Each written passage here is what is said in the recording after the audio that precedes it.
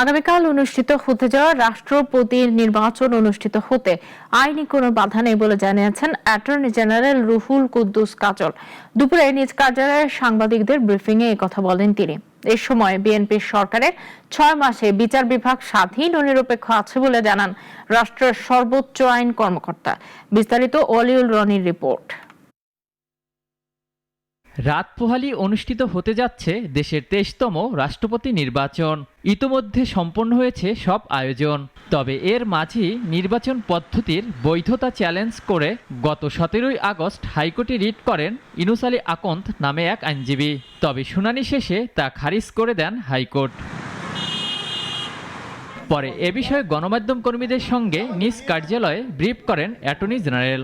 বলেন, আদালতে রিট খারিজের ফলে আগামীকালের রাষ্ট্রপতি নির্বাচন নিয়ে আর কোনো আইনি বাধা নেই।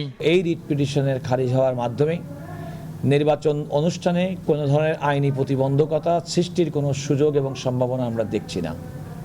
সেক্ষেত্রে নির্বিঘ্নে আগামীকালের রাষ্ট্রপতি নির্বাচন বাংলাদেশে হবে। এ সময় এক প্রশ্নের জবাবে রাষ্ট্রের প্রধান আইন কর্মকর্তা বলেন, বিএনপি সরকারের 180 দিনে বিচার বিভাগ ছিল স্বাধীন ও নিরপেক্ষ। সরকার তো সুপ্রিম কোর্টের বিচারিক প্রক্রিয়ায় কোনোভাবেই হস্তক্ষেপ করে না, কোনো বিষয় করে না, এবং বিচার বিভাগ অত্যন্ত স্বাধীনভাবে কাজ করছে। এদিকে আপিল বিভাগে গণমাধ্যম কর্মীদের ঢুকতে না দেওয়ার সাথে সরকারের সম্পর্ক নেই জানিয়ে এটি সুপ্রিম কোর্টের প্রশাসনিক সিদ্ধান্ত বলে মন্তব্য করেন অ্যাটর্নি জেনারেল। আপনারা আপিল বিভাগে ঢোকা না ঢোকার এই বিষয়টা তো সম্পূর্ণভাবে সুপ্রিম কোর্ট প্রশাসন এবং মাননীয় প্রধান বিচারপতির নেতৃত্বাধীন এই সুপ্রিম কোর্টের বিষয়।